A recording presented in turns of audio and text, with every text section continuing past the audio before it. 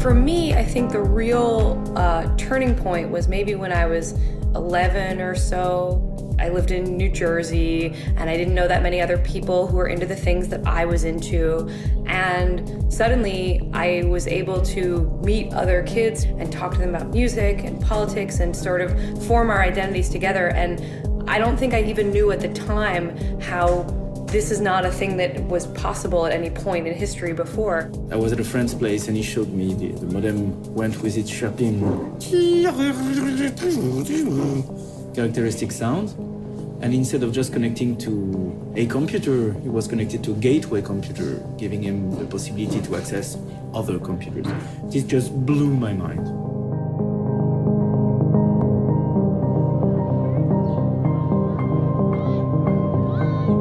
And the simple fact that they could have, forums or blog discussions with people across the world, I thought that it was really magic.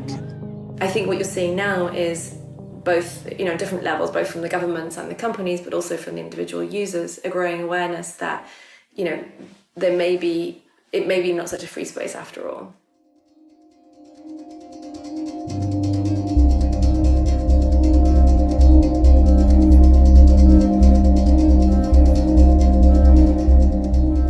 US intelligence confirms it's collecting the private messages of internet users. 9 major internet companies, they include Google, Facebook, Yahoo, Microsoft, Skype, YouTube, Apple, AOL, and PalTalk, have been used by the FBI and the National Security Agency to monitor photos, videos, emails, audio, and all other sorts of information, tracking a sweeping scope of individuals' online activity.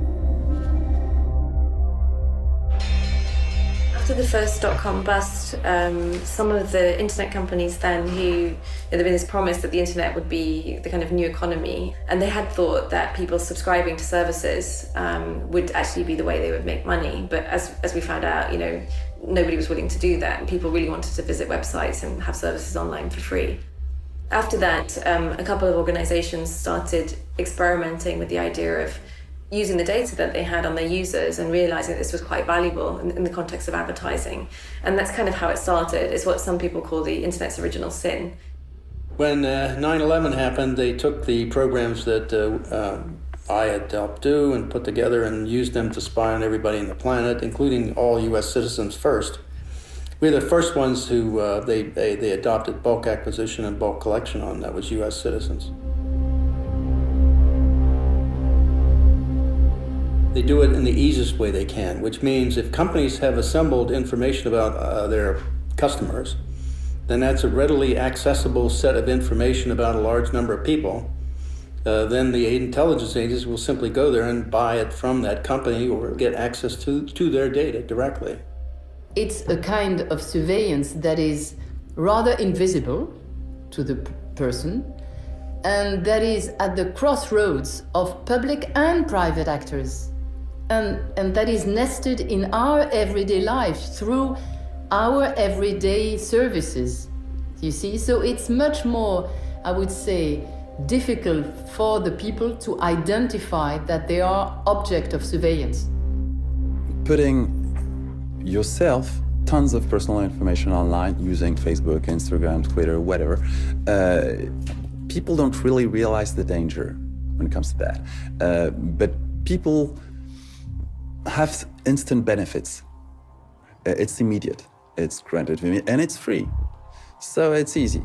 And it's very difficult to balance something that is free, easy, enjoyable, with something that might be dangerous in a hard-to-predict future.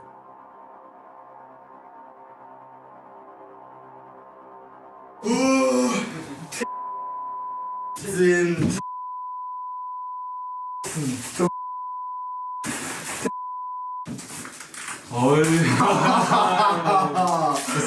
Was du saufen oder was? Ja, boah. Okay. Was sag ich aber jetzt mal gucken, wie steht das? Das gefällt dir. Oh.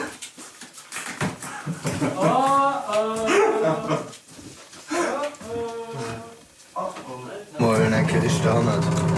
Einfach zu checken, was weiß einfach. Detail, also Filter.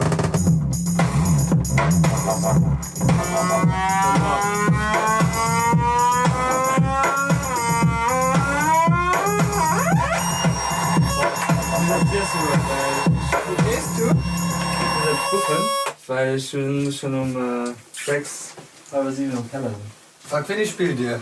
Na, rede.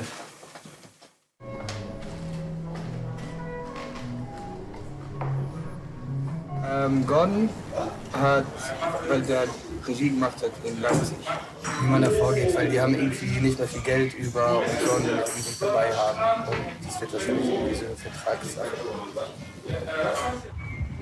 Jo, nee, das ist super. Jo, bis bald. Ciao. Without a doubt, the most, I'd say, aggressive data collector is through the mobile phone, because we're taking it with us in the things that we do. And when this acts kind of like a tracking device, we're leaving data traces that not only indicate things like services that we're accessing, but also where we're going, what our behaviors and patterns are. What you can see very quickly is things like, when does that person often go to bed? Are they traveling? Do they call if they're traveling, do they call a partner every morning? Do they call them in the evening? Did they go out for dinner? Who are they talking to? Who are their the social graph is called, meaning the circle of people around them. And so there are different ways that people are then profiled or categorized on the basis of their behaviors. Another thing that's happening is that people, again, through their social media use, are being profiled in terms of maybe their political affiliations, their religion, their sexual orientation, these kinds of things. There's the companies that we're perhaps not surprised are collecting our data. So for example, the news website we go to, or maybe the use of Google, that kind of thing. But then there's the companies that are tracking our data that we don't see, that we don't kind of choose. So for example, when we're looking at a website for the news, there'll be lots of other what are called third-party trackers. Those third party are present, some of them, are present nearly 100% of your navigation. This means that some company that you have not actually endorsed to be present in your navigation, you have not chosen actively, they are still looking what are you doing. And that is present on entertainment, pornography, healthcare, news. This is what some people call the data brokering industry. Some of the most, I'd say, the growth areas there are things like online dating or websites discussing health issues, for example. The business model for the people who are providing the site is to collect your data and often sell it on, for example, in the case of health sites, to pharmaceutical companies. So you checked her out now. Yeah, at least I have some impact. So what is she doing? Is she fine? Let's Yeah, yeah. I think so. We can check. I think we posted a picture 5 minutes ago. And right now too. Yeah, she's very. Hallo and Maxwell. Yeah, I'm always sending nice ones and then Kim is answering the ugly ones. I said, that's nice. And Kim said, no, this is nice. Is that like emojis that you have to buy? No, you just download. But why would connect my camera? But it's not about this, it's just a possibility that if you want to value, they can do it. Like, well, but this is technology. This is technology. But I feel like that's why I don't care, because I think, okay, no one wants to know what I'm doing anyway. I mean, but I think it's really interesting that everyone says I don't have anything to hide. Like, I have something to hide because I do stuff which is against the law, and I think we all do in a way. I mean, that's like, I don't have anything to hide. I don't have any. Well, I do actually.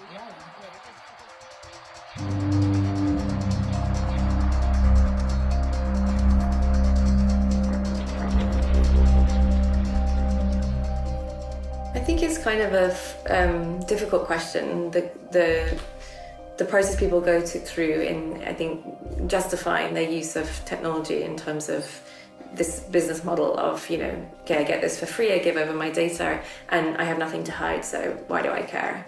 And maybe it's a bit creepy, maybe it's a bit strange, maybe I get certain adverts sent to me, but it doesn't make any difference to me. And I think that means that for people like us who try to argue something different, that we should care about these things, it's quite hard to break that barrier. Part of the reason I think this is that how quickly people are ready to volunteer that.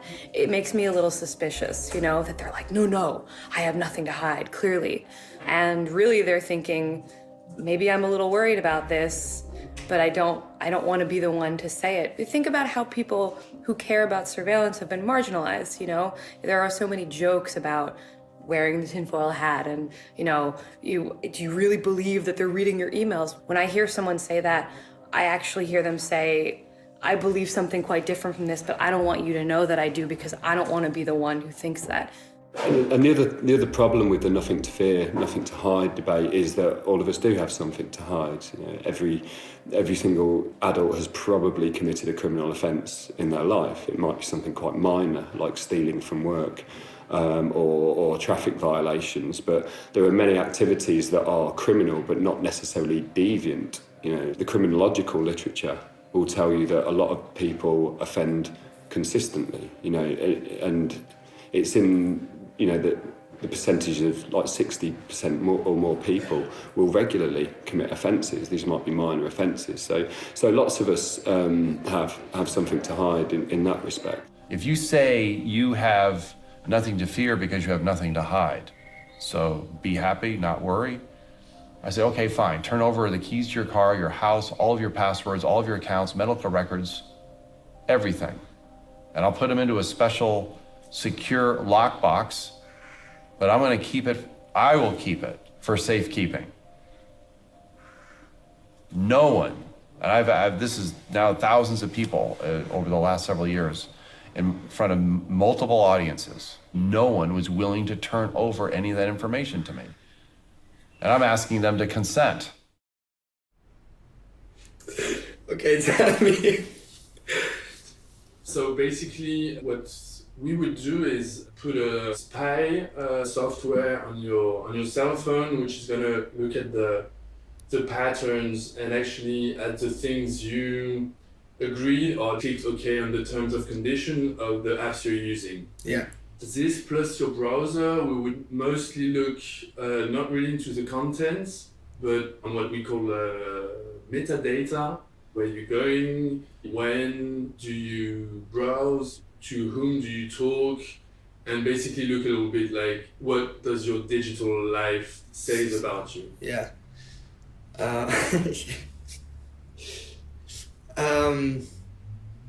Is it like my computer and my cell phone?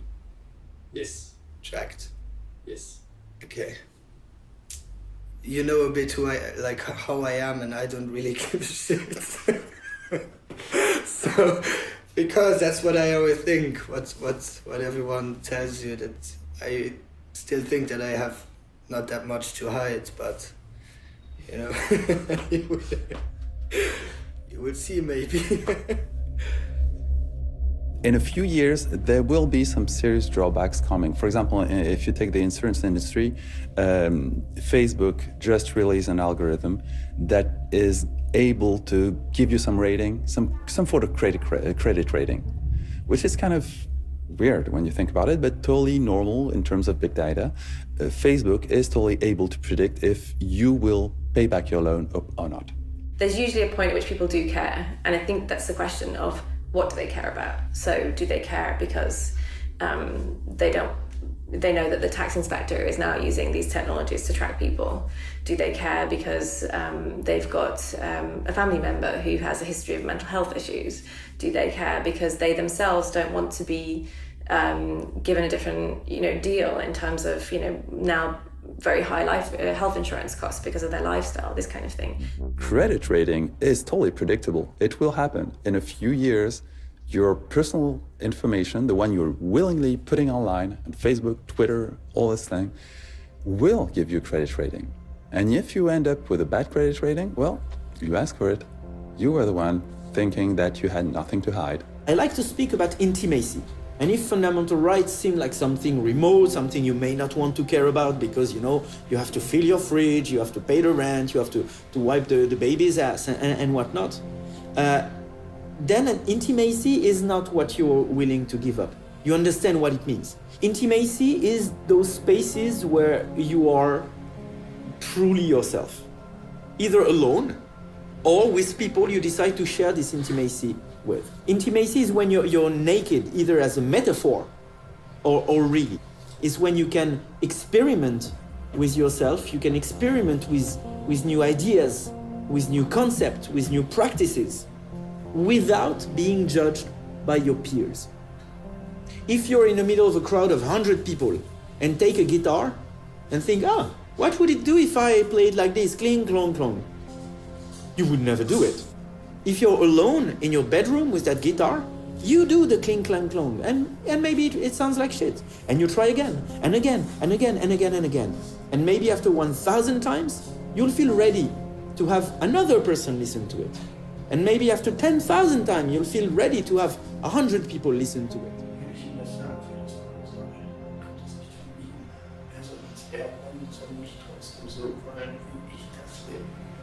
Der andere soll einen einfach mal wollen.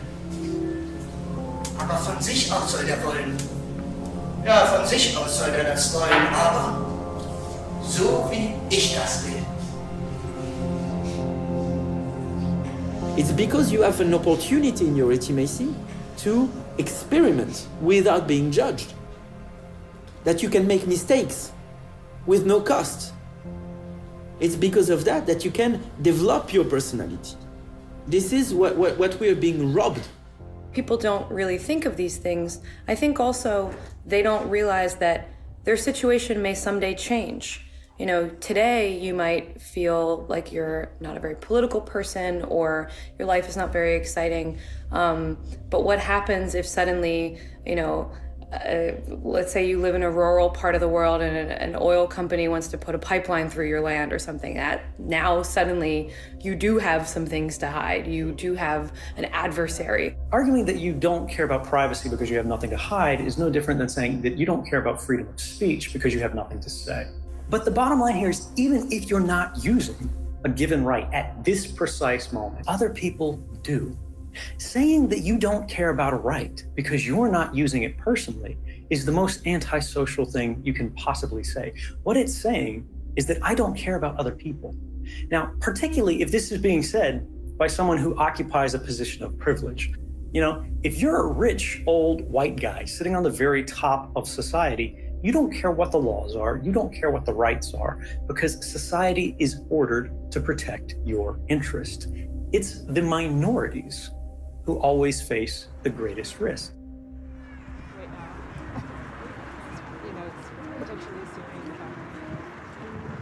I saw my mom and my grandmother go through some really tough experiences.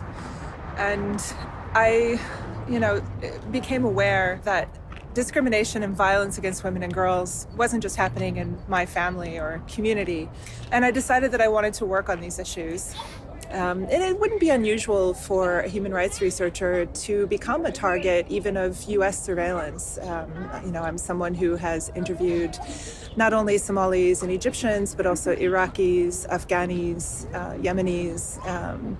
So, the people that I interview typically are coming from populations of extreme political interest to my own country, to the US. In context even of the war on terror. And I do think that it's, not only plausible but probable that I became a target of US intelligence interest, not just because I'm a human rights researcher, but after doing this research with Somali girls and uncovering instances where girls named Americans and Saudis as so-called clients of sex-trafficked refugee girls in Djibouti. What we see in different countries around the world is the political situation and the sort of political agenda changing quickly. So something that's okay now to talk about might not be okay in 3 years' time. If you combine a drastic and very disruptive technological progress and this soon-to-come political disruption, you will end up in a short time period in something so different that any kind of perspective effort is really, really difficult to make.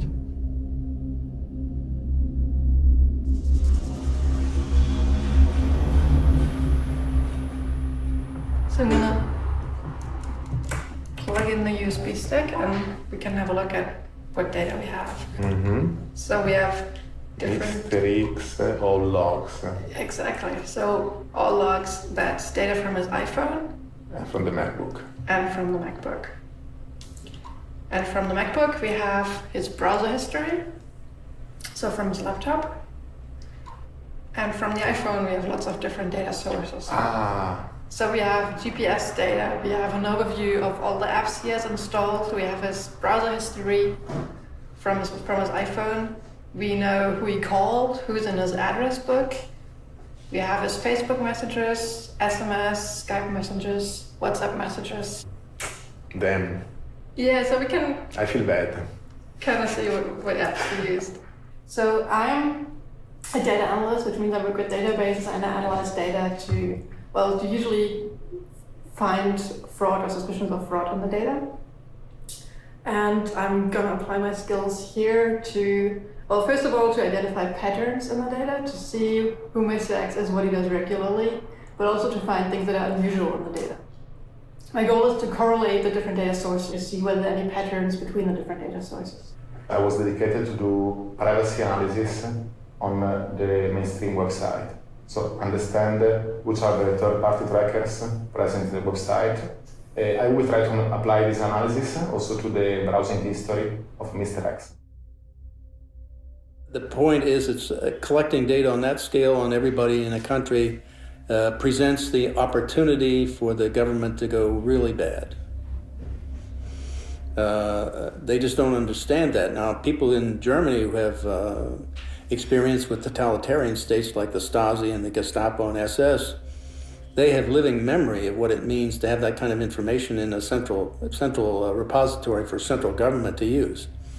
And it's only a matter of whether or not the government is favorable to democratic principles or not, as to whether or not they become totalitarian or not.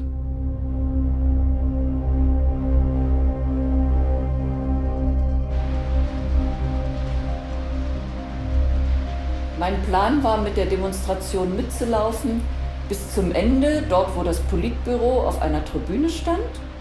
Auf meinem Transparent stand der Satz: Jeder Bürger der DDR hat das Recht, seine Meinung frei und öffentlich zu äußern.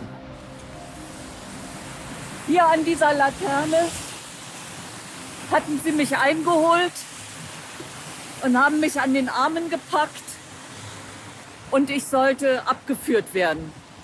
Dann haben sie mich aber gepackt und weggeschleift. Hier diesen ganzen Weg habe ich mich schleifen lassen. Der Pelzmantel meiner Mutter war danach hinüber. Und hier stand ein großer Lastwagen, ohne Plane, also ein freier. Und hier bin ich dann kontrolliert worden. Da haben sie dann auch mein Transparent gefunden, was ich im Rucksack noch hatte. Und und dann sollte ich auf den Lastwagen steigen. The Minister of State Security always said, we have to know who is who. That was his always repeated sentence. That's the main question in our work. I spent many, many years listening in on East German communications. And so the motto was to know everything. And at NSA, the mantra under Keith Alexander, director of NSA, Keith Alexander, was to collect it all. Well, part of what's to mean is collect it all to know it all. And if you know it all, then guess what? Who is who? That means who is thinking what. This was very important because the Stasi wanted to influence people and to stop political activities before they started.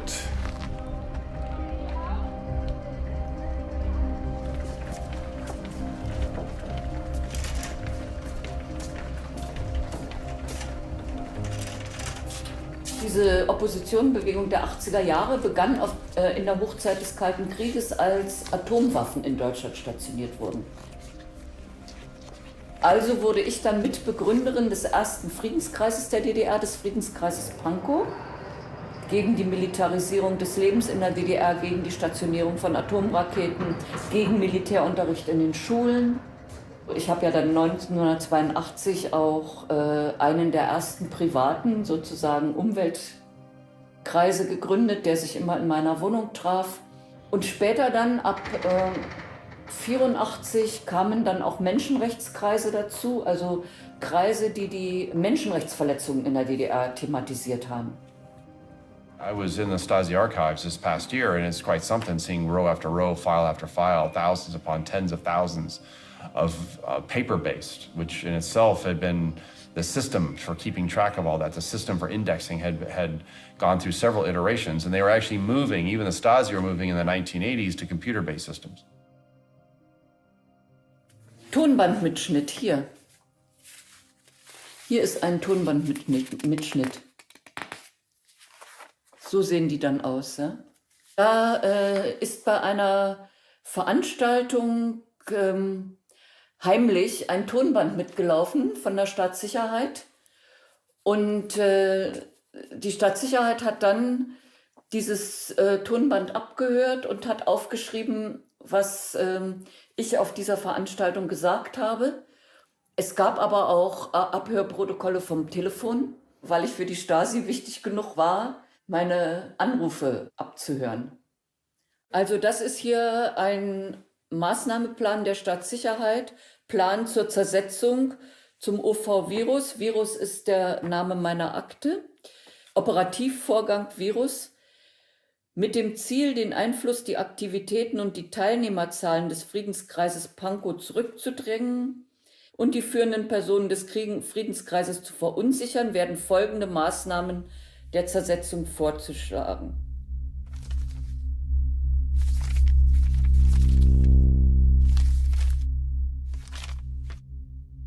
Das ist ungefähr ein 20. Also ich habe 20 dicke Leitsordner und dann noch ein paar kleinere Aktenteile, die man irgendwo gefunden hat. Ich hatte ja insgesamt 49 inoffizielle Mitarbeiter, die über mich berichtet haben. Im Laufe der Jahre 49, da war ich ziemlich erstaunt. Und Virus, den Namen finde ich auch interessant, ja, den die Stasi uns gegeben hat oder mir gegeben hat. Ich bin also diejenige, die zur Erkrankung des Systems führt. Ne? Fantasie hatten die Jungs schon. Ja. Wolfgang Schmidt was looking at the NSA. He's a former lieutenant colonel in the East German Stasi. So he was looking at the NSA surveillance program, and he said, to us, meaning the Stasi, this would have been a dream come true. In Western democracies, if you're talking Germany of today, or if you're talking the United States of today, it's not a police state. But the mechanisms, the instruments of power necessary to affect that are essentially all in place. The only difference really is those in power. And you then have to trust and depend on your leaders to be, focused on more democratic ways of life and supporting that. And you can't guarantee that. I mean, no one can. So in the United States, they say it can't happen here. Well, I'm sorry. Yes, it can. It seems that it never sleeps. Wait, so because we have data points like every few minutes, all night for 2 days in a row. Maybe that's his lifestyle, but...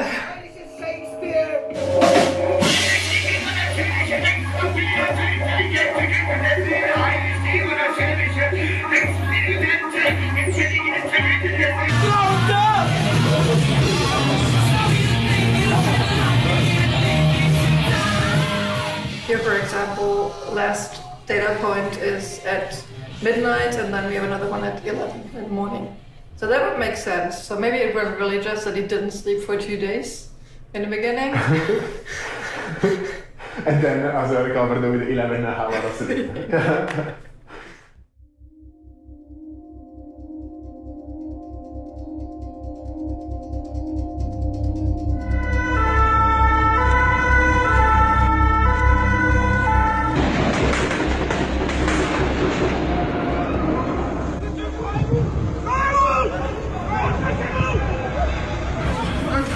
Monsieur, qu'est-ce qui s'est passé? Il y a eu un attentat.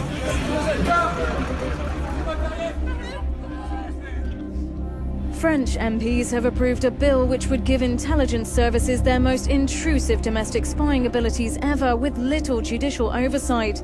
The move comes in the wake of the Charlie Hebdo attacks in January.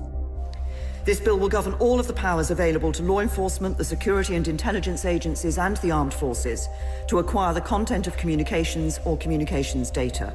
Dies ist ein guter Tag für die Sicherheit und die Freiheit der Bürgerinnen und Bürger Deutschlands. Es ist ein schlechter Tag für die großen Verbrecher aller Art. The net effect is if you are a law-abiding citizen of this country, going about your business and your personal life, you have nothing to fear. There are many narratives. One is the nothing to fear, nothing to hide argument. The other one that's commonly articulated is that there is a balance between security and liberty, or sometimes that's more narrowly defined as a balance between security and privacy.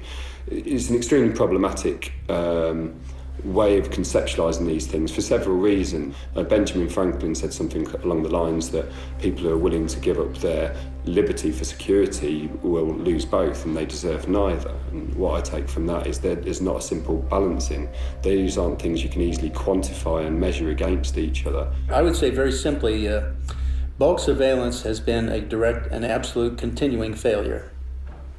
I mean, it has stopped. They justified by the terrorist groups and stopping terrorism as the means of doing it, the reason why they have to do it. But in fact, it has failed in every turn. Every attack has happened, and they've not been able to stop it by bulk collection. Each time you have a terrorist attack somewhere in the world, you hear right after, oh, see, we need more security, we need more securitarian law, we need more power to the government agencies and the such. It's more than 20 years I am in data protection, but I still am a member of the judiciary with a background on organized crime, anti-mafia legislation, and it was me drafting the so-called Italian Patriot Act. So no need to persuade me that at certain stages interferences are essential and even invasive activities by the state. But the efficiency of criminal investigation by police and judicial offices should build on selective sources. What works is difficult, is infiltrating the networks, is surveilling the individuals, is blending into the mass, is for agents to learn languages and risk their lives. And the agents don't want that. They got those big computer systems where they can watch the whole world. Well, guess what? It doesn't prevent terrorism. That's true in Paris, that's true in Copenhagen, that's true in London, that's true in New York and in Boston and Texas and California. All those attacks, they've never been stopped, yet the people they knew that did it, they knew about them and knew they were potential terrorists. But they didn't do anything about it, and the reason is because of this bulk acquisition. They have to wade through all this bulk data to try to assess them and what they're doing as a threat. That means the consequence of that is people have to die first. Then you go look at the people who did that, and then you focus on them, and then you go after anybody who was associated with them. A focused, targeted approach will give them the opportunity to stop people from dying. That's what they need to do.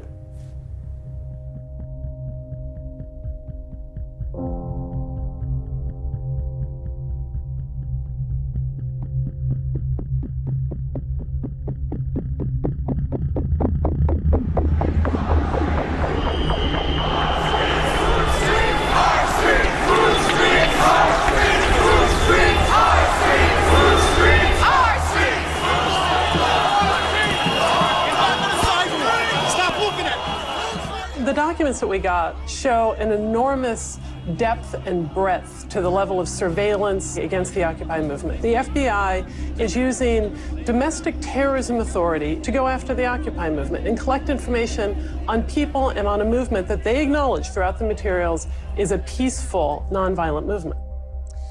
Anybody and anybody associated with them were surveilled, which meant they had carte blanche.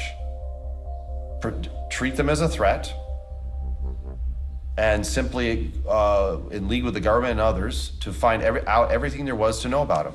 Remember, Occupy Wall Street, interestingly enough, did end up resulting. People were on the streets facing police, right? Meanwhile, there's all the hidden side of that. And with cameras that can now do facial detection from many hundreds of meters away, scanning crowds, right? and incorporating that all into databases just based on a few select points.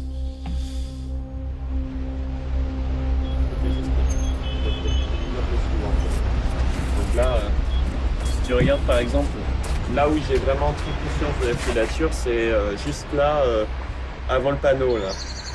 Donc il y avait le type avec sa capuche. Déjà bon, il y a des moments où les capuches, la capuche, l'air comme ça avec le sac à dos qui regarde obstinément ailleurs quand on le regarde. Et au moment où j'ai fait demi-tour, il s'est passionné d'un coup pour l'interphone de l'immeuble en regardant si c'était pas l'adresse là. Enfin, c'était assez maladroit, assez mauvais. Il y avait aussi une femme qui me suivait. Donc là, c'était derrière, là, dans le pâté de maison. Il y avait aussi une femme qui me suivait sur la rue transversale, là, ici. Je suis allé, à un moment donné, je suis allé vers la bibliothèque. Je me suis dit, bon, je vais aller... J'ai hésité un moment. Je me suis dit, où est-ce qu'il faut que j'aille? Donc j'ai commencé à aller vers la bibliothèque. Je l'ai remarqué. Je me suis dit, non, c'est une mauvaise idée. Je suis tout seul. Je suis allé dans un café au centre-ville, en fait.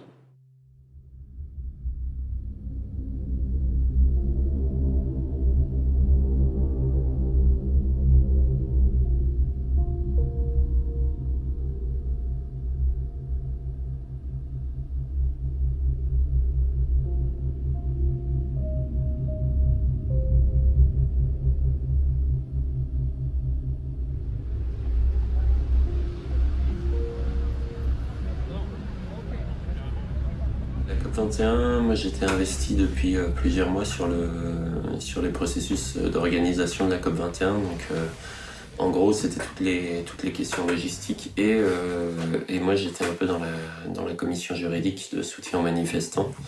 Donc c'est des dispositifs quand il y a des grandes manifestations qui sont mis en place pour faire le suivi juridique des manifestants en fait. À partir du 13 novembre et la déclaration de l'état d'urgence, nous, notre premier réflexe a été, de se dire, ça va être vraiment très compliqué, la COP21. 2, de se dire, mince, qu'est-ce qu'ils vont pouvoir utiliser contre les militants? Parce que déjà, le 20 novembre, on s'est posé la question très sérieusement de quel dispositif, et on s'est plongé tout de suite dans la loi d'état d'urgence pour savoir quel dispositif pouvait être utilisé dans le cadre de l'état d'urgence contre les mobilisations de la COP21. Et l'histoire nous a donné raison.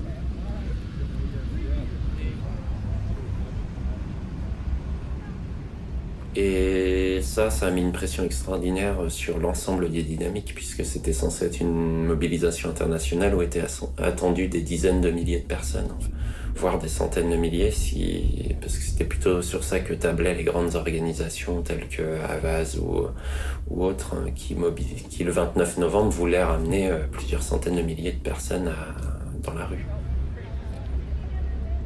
When we see activists from Occupy Wall Street being surveilled with the very same tools of mass surveillance, when we see that activists in the US, because they're Muslim, are being surveilled, when we see in France that state of emergency is used against ecology activists and all kind of activism, we have a demonstration that anti-terrorism as a way of governance only leads to injustice, only leads to undue abuse of power.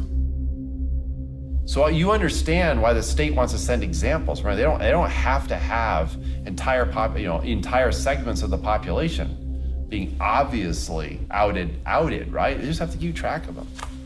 And those that are a bit more let's say expressing themselves, let's say a bit more questioning about authority, well, they're the ones we're going to pay a little bit more attention to, especially if they organize, especially if they associate. La note blanche, c'est toutes les petites notes cumulées que les agents de renseignement prennent sur le terrain.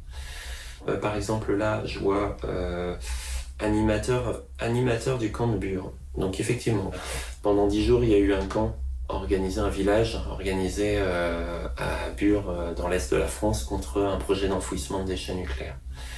Donc ça rassemblait 800 personnes par jour, et c'était en lien avec les associations locales, ça a été construit avec les habitants du coin, ça a été construit avec énormément de monde.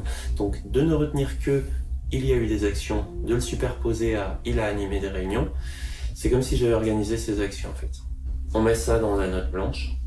Je participe à la mobilisation, je fais partie du collectif de soutien à la lutte de Notre-Dame-des-Landes contre la construction d'un aéroport à Nantes. On avait organisé juste un petit rassemblement spontané à la station Notre-Dame-des-Champs à Paris. Et ça, c'est faisceau d'indices concordants. On n'a pas de fait, on n'a rien, pas d'accusation. Et pour cause, j'ai un casier judiciaire vierge, il n'y a pas de fait en fait. Ça montre vraiment qu'à la fin, on construit une figure de l'ennemi intérieur, de la personne qui va menacer les institutions de l'État. Et c'est ce qui se retrouve à la fin, quand c'est écrit que l'intéressé participe activement depuis plusieurs années aux actions menées contre les représentations de l'État. Voilà. Et à la fin, on a ça. Et cette feuille-là, quand un juge il a ça, et ben il part du principe que ce qui est là, c'est suffisamment convaincant pour qu'on ne remette pas en cause la version officielle, en fait. Do we really want a preemptive crime society where if I decide you might be? I mean, this is what's happening. This is where if you get this much information, the temptation of a secret power to abuse it, where you turn your own people inside out because you have the power to do so. And that is pathological. This is a pathological condition. It goes far beyond actual threats. It goes far, you have threats, right? Because that's to justify the need for all of this security apparatus. But you're ultimately using it for social control. I think any state which does surveillance is essentially to make sure the state power will not be endangered by the people. They want to keep the power. So they want to know what people are doing, with whom they have relationship, so that they can, if necessary, block the people they think are part of the political antagonism. We redefined what privacy is. No reasonable expectation of privacy. Wow, redefine privacy, so you define it away in a way that actually suits the interests of national security. Whoa, remember that thing? Nothing to fear, nothing to hide. Then why, if you're so fearful, are you that fearful of the people? I mean, I can reverse all of this. I can reverse it and say, they must be incredibly fearful of the people. They may not say it that way, but then why would you need all these records, just in case?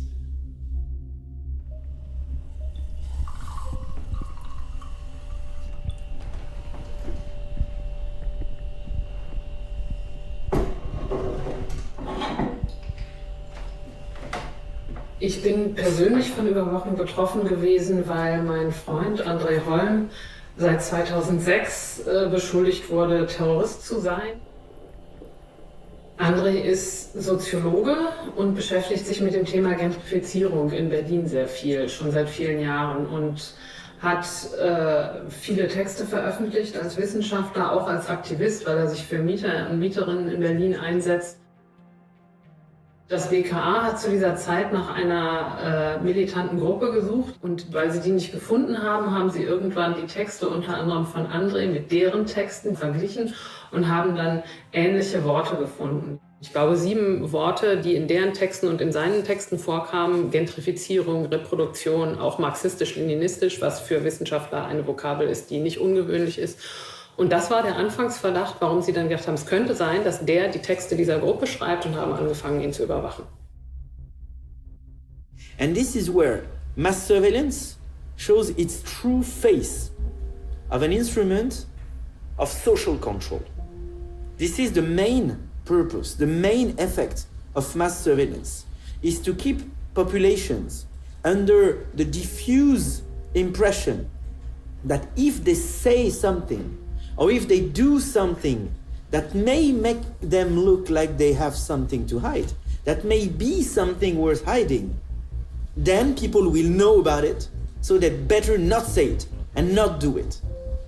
This is how it works in every authoritarian regime since the dawn of times. I think this is something that comes back to who we are as people. I just know from history, I know from my own experience, I know from even dark chapters in US history, that the power of the state through instruments like surveillance, ultimately turn against the people. And it's not far removed, right? It's not far removed to take that kind of power and now establish something that's clearly undemocratic. Okay? And you in essence are treating all of your people as subjects, right? Not citizens. This myth of nothing to hide, when put into action, may turn individuals into perfect subjects of control, into subjects who accept control, who accept dominance, who accept servitude.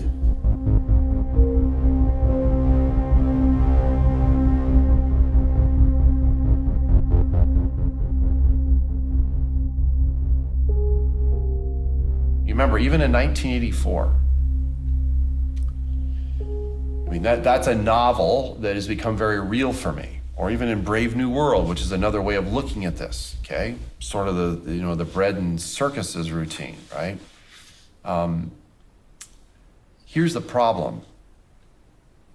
If I say I have nothing to hide, I'm gonna come back to that because I have people in my network right now that will actually say that knowing full well what they say.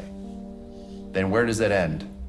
Because if you say in terms of electronic communications, I have no reasonable expectation of privacy, then where do I have an expectation of privacy?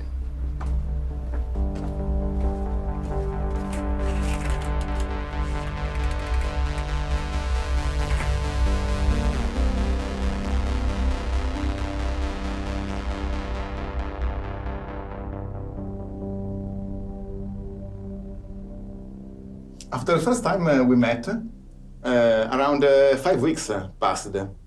And in this time, we perform a sort of unprofessional stalking of a subject we call Mr. X.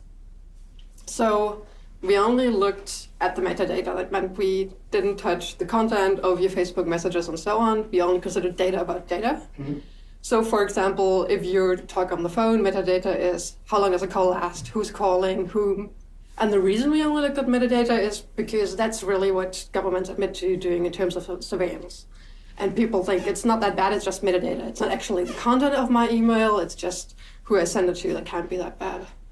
But the thing is, of course, if you correlate data, you have metadata from different sources, you get a storyline, and maybe the content isn't even that important anymore. So at the beginning, we just start to address where the subject moves, to figure it out in the space where you are. This is, for example, the first week, no? Between the 23 and 27 of March. And we see that you spend some time in Berlin and then in Hamburg. In the third week, we saw that you were basically in Berlin only, and we are seeing a different visualization. It's called a cluster, and this permits us to see which is the location where you are more often. That is necessary to understand you are living in this street, Wartstrasse, near Tempelhof. In the fourth week, we are seeing a different visualization. Most of the time you were in Berlin. Sometimes in the northeast to do sport. Sometimes when you are running around the Tempelhof airport. But most of the time you see the color, the darker color show where you were more frequently. So your place, the bar is in front of your house, and some friend of you near Gorlitzer Park. In the last week, we see in fact that you went in Leipzig again, and also you move in Luxembourg, where you when we discovered that you are in fact born. Analyzing the URL you are connecting, we saw at first who you are and which is your Facebook profile, and then we find another secondary event. What has attracted me was this spike. This is the most high-frequency usage of web you have done during this month. Why, I wonder? That was the point. 27 to 28 of March, has get aired one episode in which you were performing in Tatort. The reason of the spike of the navigation is that you were quite concerned on the critics and the reaction of the person. So mostly you are checking if everything went good, if your performance has been appreciated by the audience. A spike of Facebook message appears of persons that normally don't talk with you. So probably they were just telling, congratulations, I saw you, well done, Max. And this is the same kind of anomaly that happened during the birthday. When persons that normally are not in touch with you, but for that day, they arrive. We saw that you were quite active all the night, until 6 a.m. at least, maybe with a couple of hours of stop. Another way to see anyway the metadata is just to synthesize and take some very peculiar moment of the day. For example, where you were between the 4 a.m. and the 5 a.m. So, where did you sleep last night? Mostly we see that are 2 days where you are in the towers. And if we unzoom the map at European level, we saw clearly the Hamburg and Leipzig, where you were for a couple of special events. Okay, so here's a quick overview of the data that we collected from you. You can see that it varies per day. We get a lot of location coordinates. So we did an analysis of what domains or what websites you visit when you surf the web. And that huge blue bar on the left that you see there is Facebook. So a lot of your web activity is concentrated there. You also go to some other websites, like you research travel, you Google some things, of course. You order food, you watch a lot of online videos, you watch some porn, you're interested in synthesizers, but still Facebook is like the thing for you. What's always really interesting is to look at people's Google searches, because usually you can learn quite a lot of what goes on in people's minds by looking at their Google searches. You did 83 Google searches in 1 month, and that seemed like not a lot to me. No. I did some research. I found that the average person apparently does 150 a month. Really? That's not much of Google searches, though. No. That's funny, yeah. Just to know, all the websites you navigated, for the 72% of the time, they include Facebook. What does it mean? When you are connecting yourself to a website, you feel that you are just doing a connection to a single host, and only one entity, one organization knows about your activity. In fact, there are other third party. There are many, at least between 5 to 20, depends on the kind of website. But in this case, the two most frequent are normally Facebook and Google. And Facebook was clearly aware of what you were doing, also if you were not in Facebook. We made this analysis mostly by hand because it's not our job. Once we've developed this tool, means that the next person, we have the data, we can create the same kind of output. So we have to think that most of the time the enemy, that can be a government or a corporate surveillance, when they develop the tool, that is for one person or for 1 billion is the same. I mean, I give you an example, my own example. I keep saying, what is it like? It's not a very good feeling when you get up every morning knowing that your own government is tracking you. They told me later, we knew when you got up, we knew when you left the house, we knew which vehicles you used, where you stopped, where you shopped. Every electronic communication that they had access to was being monitored on a 24/7 basis, including my phone. Where do you go in that regime? Where do you go? I can get emotional. Where do you go? Where's a safe place? Where do you go to be yourself, right?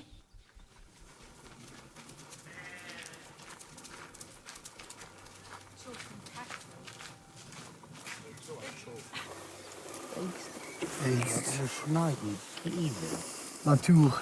Stress ins Natuur. Maar Alem, du hast du Kopfsprungruf gemacht, übertrieben. Maar ja, maar dat hebben we net wat Guck de Fiels. Maar ja.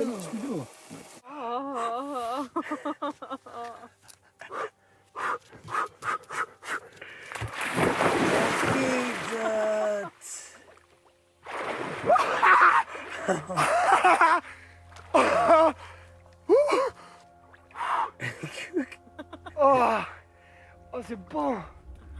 Oh, c'est froid. Are we back down to just my physical body? Just literally the only thing left now is in my head that's private? And even that's suspect with emerging technology? So where do I go that's safe? Where's the safe room? I get back to 1984. Winston cowered in the corner. Why? Because it was the only place where the surveillance cameras couldn't see him, which meant they knew where he was.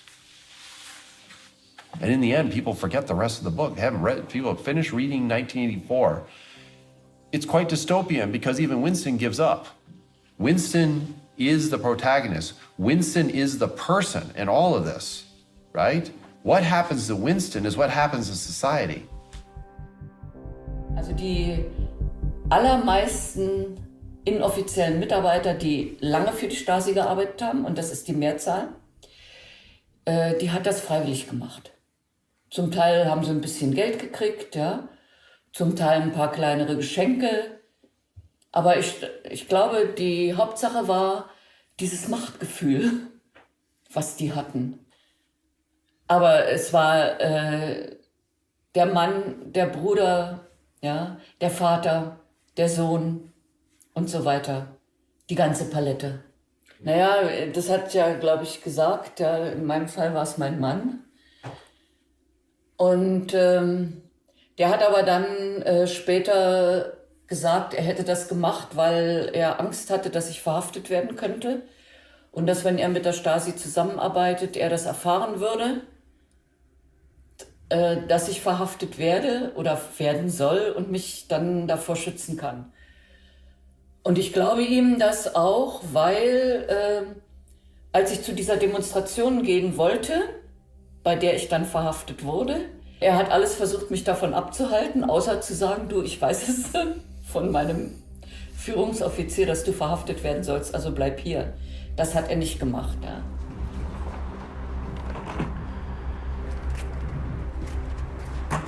C'est ça en fait le fond de la chose, c'est que beaucoup de gens se disent non mais il a sans doute cherché, il y a sans doute une bonne raison. Ils font pas ça sans rien, ils le surveillent pas sans rien. Il y a plusieurs personnes qui m'ont dit mais attends, si t'es assigné, c'est quand même que tu fais quand même des choses quoi. Enfin t'as bien dû jeter des machins ou t'as bien dû faire quelque chose. Et quand il y a une prise de conscience que c'est pas le cas, c'est là que la plupart des gens se disent ah merde, je pourrais être surveillé, je pourrais avoir des problèmes aussi. Et c'est ce qui s'est passé pour ma famille et pas mal de gens de mon entourage qui me connaissent, qui savent qui je suis et qui eux ont violemment pris conscience de ce que voulait dire la surveillance et de ce que ça pouvait entraîner comme conséquence en fait. Pour moi c'était un peu difficile parce que je savais que Joël était surveillé et puis cette surveillance, donc quand on le sait pas, mais dès qu'on commence à s'en douter et qu'on en est sûr, bah c'est une intrusion dans l'intimité qui est quand même très violente et enfin moi je l'ai vraiment vécu comme une violation de mon intimité. Moi ça m'a mis vraiment, je pense, une bonne semaine à me dire allez, faut que la vie elle continue et il faut pas rester dans cette paranoïa et cet état de psychose et post-traumatique. Vraiment. Et donc, la plupart des gens se pensent à l'abri de ça, mais il suffit que la police se trompe de porte lors d'une perquisition administrative sous état d'urgence, qu'un voisin mal intentionné ou un collègue mal intentionné dit lui, il est louche, il s'est rasé la barbe, il va à la mosquée, et on peut très vite tomber dans cette case de la personne surveillée en fait. Et d'avoir le sentiment qu'on est à l'abri de ça parce qu'on n'a rien à se reprocher, et ben c'est vraiment là où s'articule la force de la surveillance en fait. C'est qu'elle isole les personnes en fait. Elle isole l'individu, le bon individu du mauvais individu. Das fand ich persönlich furchtbar, das war wahnsinnig unangenehm. Faktisch zu wissen, hier in meinem Leben jetzt findet das statt, dieses Telefon wird abgehört. Es gab Observationen auf der Straße, also zivile Beamte, die unsere Wohnung beobachtet haben oder uns hinterhergelaufen sind.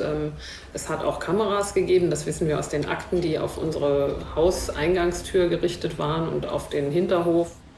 Andres Eltern, die phasenweise auch mit überwacht worden sind, weil unterstellt wurde, dass selbst die in dieser terroristischen Geschichte mit drin stecken. Wir wissen von BKA-Überwachung von 2006 bis 2010, also 4 Jahre. Ob die vorher überwacht haben oder uns jetzt noch beobachten, wissen wir nicht. Wobei ich auch in Akten später gesehen habe, dass auch meine öffentlichen Veranstaltungen, wenn ich über dieses Verfahren berichtet habe und über die Überwachung berichtet habe, dass auch das vom Verfassungsschutz beobachtet wurde damals. Und das kann ja sein, dass das bis heute stattfindet. Aber ich bin Jahre später irgendwann mal in den USA gewesen und kann mich sehr deutlich an das Gefühl erinnern, in diesem Hotel auf dem Bett zu sitzen und zu denken, jetzt sind sie wahrscheinlich nicht da. Und das war ein unglaublich befreiendes Gefühl, plötzlich das erste Mal das Gefühl zu haben, ich bin alleine. The feeling of not being able to conduct my work or my personal life without prying eyes and ears felt like an injustice, an invasion. There are levels in which it affects you also emotionally. In 2013, my mother, was given a diagnosis of a terminal illness. And, some of the most important conversations of anyone's life, certainly my life, took place, as my mother was actually on her deathbed. And, after these feelings of, just total invasion, I wasn't able to sort of just connect with this experience of taking care of my mother without doing something about, the mobile phones that are constantly in the room.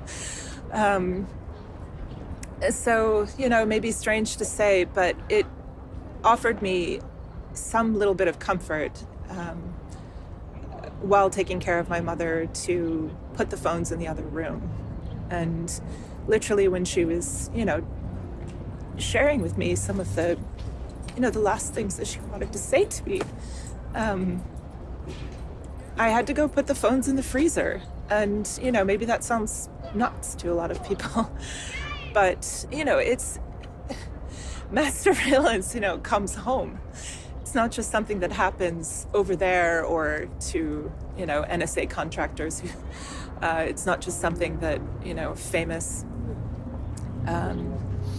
famous people talk about or journalists are concerned about. It can touch the lives of people who think of themselves as regular people. What can make a bit afraid is really like this dislocation things. Like, I mean, this weekend where I was in Hamburg, that's really weird. Like to see like I was this thought at that point. You are clubbing here. Yeah. Those are things that is really, really personal stuff, where you don't want to share it with someone.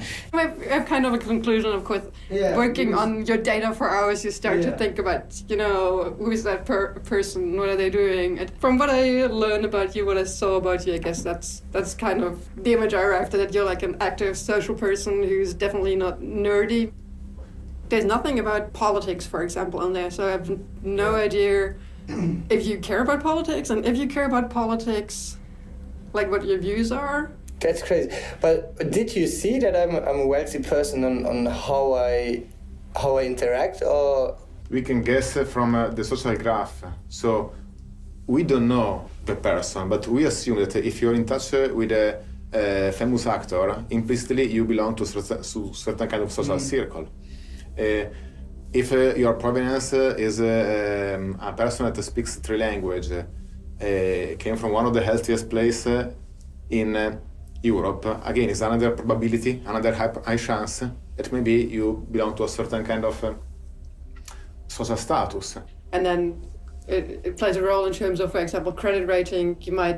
Insurance might become more expensive for you, or products at the extreme end might become more or less expensive for you, depending on how much money you have and how much you want them. Because we can kind of see what you do and what you need. If you have the indicator of don't sleep for 2 days in a row, or to be in the point A to the point B in less than this amount of time, that means you are going fast with your car, are things that somehow discriminate you. Yeah, I feel that is really unfair. And Facebook addict, yeah, it seems really weird because I don't post that much, you know. I don't go like stalking people.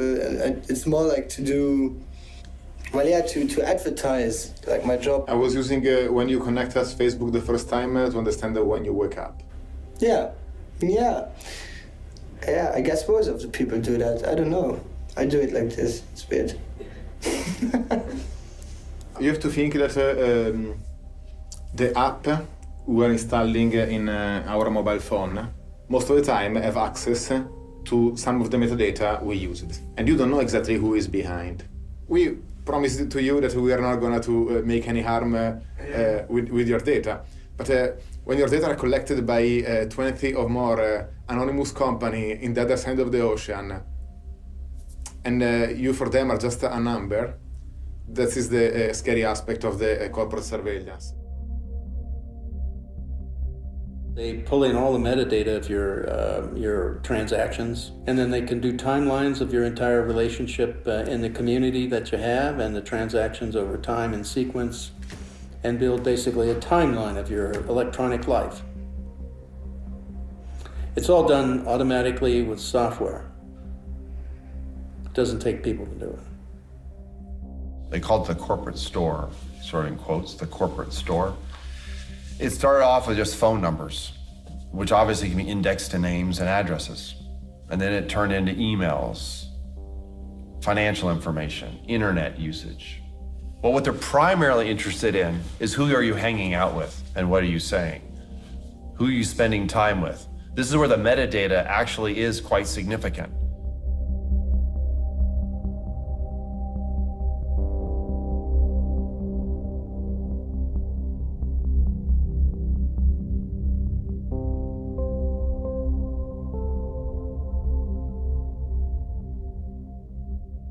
My view on it has changed a lot though, because I saw exactly like what is possible and how far you can really go. It's hard to see it in front of your eyes, like all this stuff, all this data, and that someone talking about you, like that you never met before. Stuff like that. That was really weird. The most shocking for me was to see in the cinema like all these names appearing all over the place, like on my contacts of my phone, of my Facebook, ranked like in different kind of actors, directors, friends, maybe friends, we don't know, maybe lovers, yeah, all this. And even they had a weird feeling, because a lot of people came back and were really asking like, oh, how is the surveillance going and the movie thing, because I guess that was something really, really weird for them to hear from me, that I'm next to them and I get surveilled like the whole time. You know, for close friends or whatever, like they were like, this is pretty. These questions, they came always back, like these questions of, was it really a good idea to do it? And do I really want to show my behavior on my phone or on my internet and everything? And I think it changed a bit, maybe, my behavior in that time, but I could not say really how. It was just a bit weird that I really saw that there were that less information, considering like Google searches, for example, you know. Those are things that were a bit like, hey, so what did I do actually this months? If you look down through history, I mean, the cases, most recent ones are the Soviet Union and East Germany.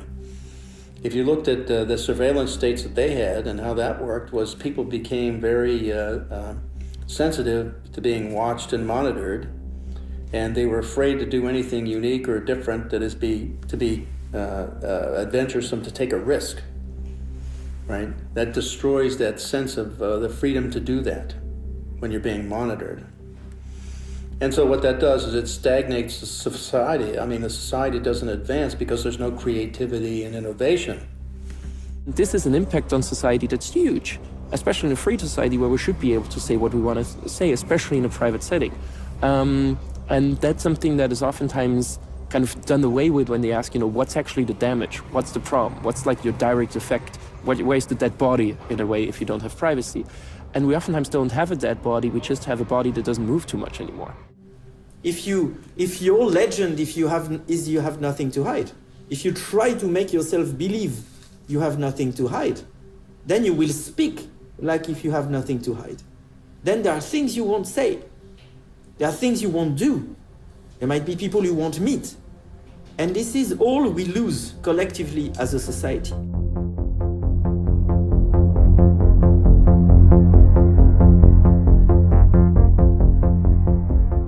It's probably the first time in history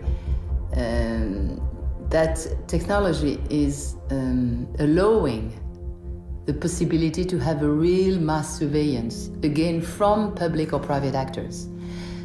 And as you said, this surveillance is rather accepted by the person. So the question that we have collectively to ask ourselves is it exactly the type of digital environment we want?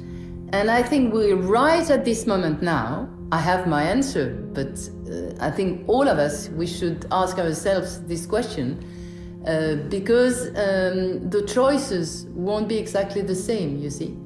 The things we should not do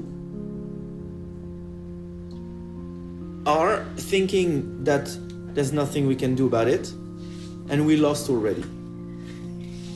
What we can do is to convince each and everyone that it's not a lost battle and that it is worth fighting to start with. Es gibt keine unwichtigen Informationen. Und jede Information kann missbraucht werden, wenn es jemand missbrauchen will. Und ich sage den Schülern immer, ihr müsst aufpassen, was ihr von euch preisgebt.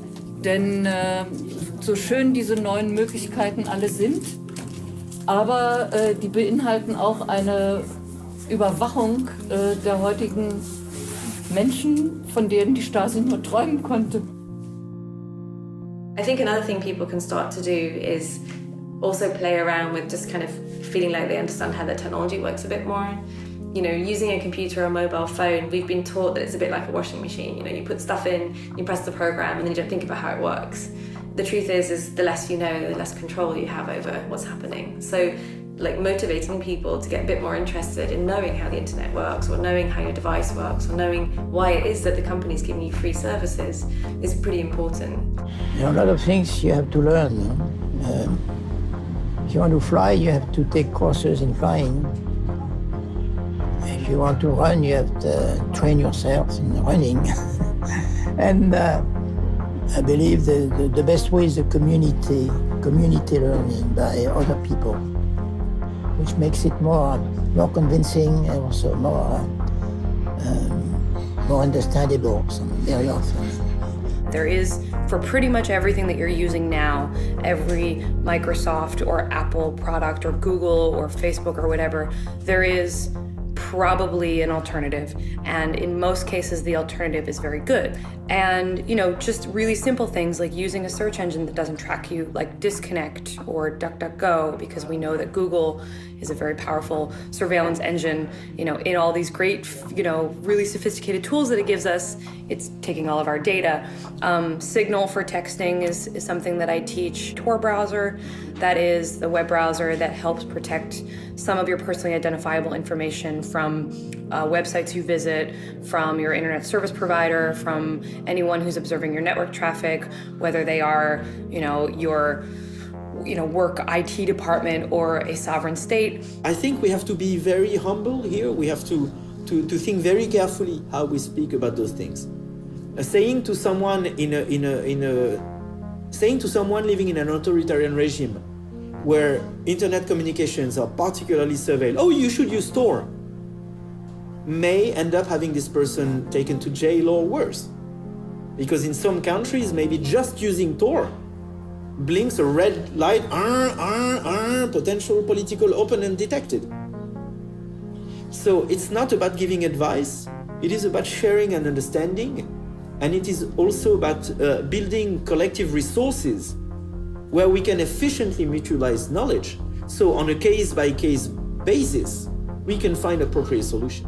The good part is that once we arrive to a world where half of the population will encrypt for no reason, it will help others by overwhelming the surveillance state with uninteresting encrypted mails.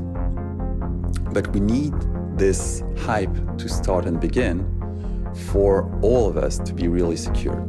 We need free, liberal software. Software that belongs to the humanity as a whole. Software where everybody on Earth has the same freedom as the author to get to understand what a piece of software does and to get to modify it. Then we need decentralized services. Decentralized services means that you know where your data goes. You know what is happening when you click somewhere. You know what is stored, you know where it's stored. So we need all this in conjunction with end-to-end encryption, not any form of encryption. End-to-end encryption means that you generate a cryptographic key, I generate a cryptographic key. We decide to share those keys, and then we are in control. What I like about the tech side is that there is something that can be done. Each of us can make a change to our behavior in terms of whether we encrypt our communications, whether we use free software, hopefully some combination of all these ideals. And even just making one small change today does do a great deal. Just using an encrypted texting app like Signal for your communications between your friends is not perfect. Phones are bad, all these other issues, but it's something. And I think it shows people that they are empowered to make a change themselves. And it means also that democracy, people are going to understand, democracy is not a spectator sport. You have to participate, you have to be active, and you have to do that continuously to ensure that you keep your rights and freedoms.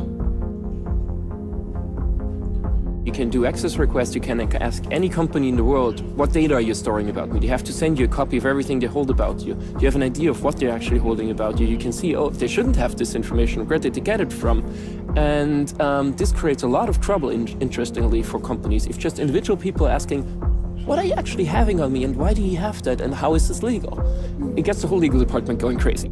It's an industrial challenge that would take policymakers on a path of really doing shit for growth and jobs if this is really what they care about.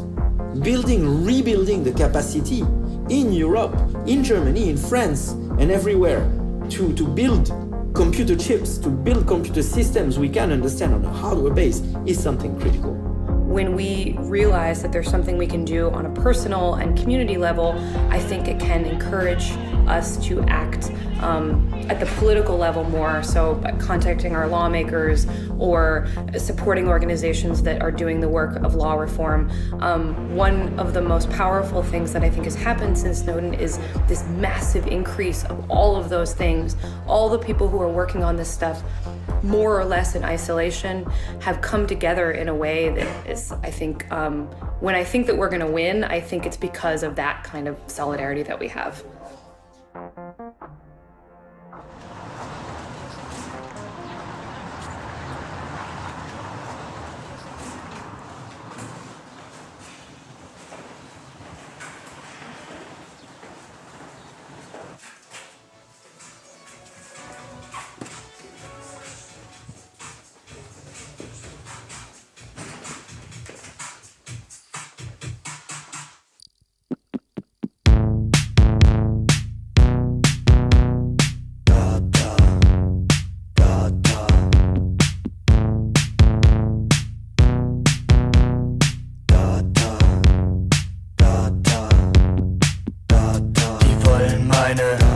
Ich geb denen meine, die klauen meine, sowieso.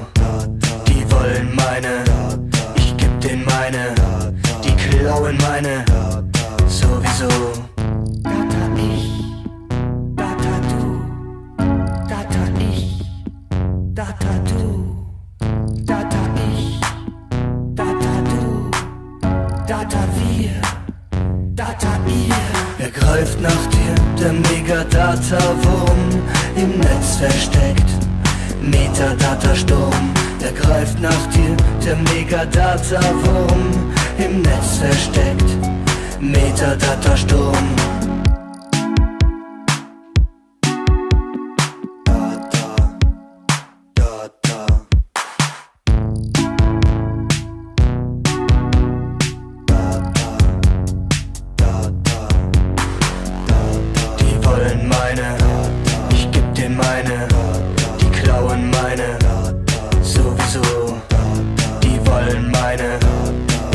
Medien meine, die klauen meine. Er greift nach dir, der Megadata-Wurm, im Netz versteckt. Metadata-Sturm, er greift nach dir, der Megadata-Wurm, im Netz versteckt. Metadata-Sturm.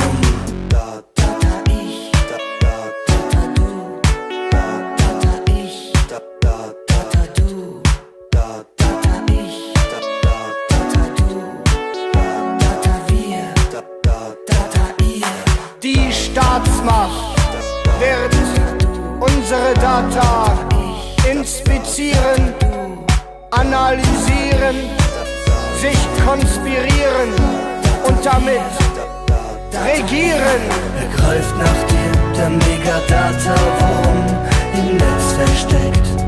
Metadata-Sturm, er greift nach dir, der Megadata-Wurm, im Netz versteckt. Metadata-Sturm, er greift nach dir, der Megadata-Wurm, im Netz versteckt. Metadata-Sturm, er greift nach dir, der Megadata-Wurm, im Netz versteckt. Metadata-Sturm.